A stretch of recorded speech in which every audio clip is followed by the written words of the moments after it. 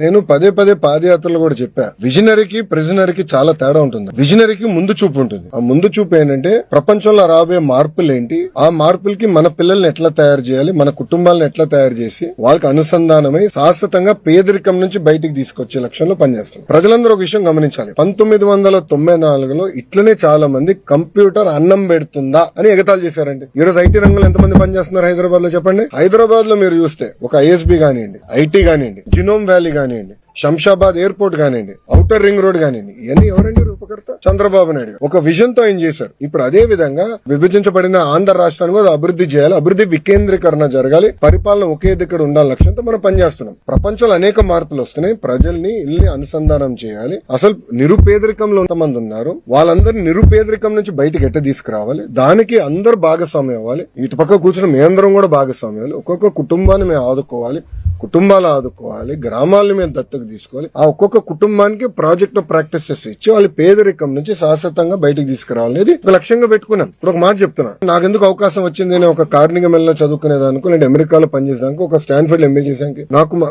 కుటుంబ సభ్యులు బాగా చదవాలి, బాగా పనిచేయి, నాకున్న నెట్వర్క్ ద్వారా నేను అందరితో మాట్లాడారే ఏ యూనివర్సిటీకి అప్లై చేస్తే బాగుంటుంది, నాకు వచ్చిన మార్కులు ఇది, నాకు ఎక్కడ అవకాశాలు వస్తాయి. చాలా మంది మెంటర్స్ ఉన్నారు. ఇప్పుడు నారాయణ గారు నాకు టీచర్ ఇంటర్ లో, ప్రొఫెసర్ రాజిరెడ్డి గారు నా మెంటర్ కార్నింగ్ మెల్లో, వాళ్ళందరూ నాకు మెంటరింగ్ చేశారు కనుకనే నేను ఈ రోజు ఈ స్థాయిలో ఉన్నా. అలా చంద్రబాబు నాయుడు గారు ఏంటి P4 విధానంలో మెంటరింగ్ చేయమని కోరుతున్నారు. దానికి ఆయన ఎందుకు కంగారు పడుతున్నారు? ఆయన కూడా మెంటర్ చేయమనండి. అరే సొంత చెల్లికి తల్లికి మెంటర్ చేయలేనోడు ఊకే మాకెందుకు లెక్చర్లు వీక్తాడు? ఇప్పుడు ప్రిజనరీ ఏంటంటే ఎప్పుడు జైలు వైపు చూస్తాడు స్వామి, ఆయన చూపు ఎప్పుడు జైలు వైపు ఉంటుంది. ఆయన చేసిన తప్పులకి జైలు వైపు చూస్తాడు. అందుకే ఈ రోజు చూస్తే ఆయన తిరగలేకపోతున్నాడు ధైర్యంగా. అది ఈ రోజు ఉన్న పరిస్థితి ఆంధ్ర రాష్ట్రం.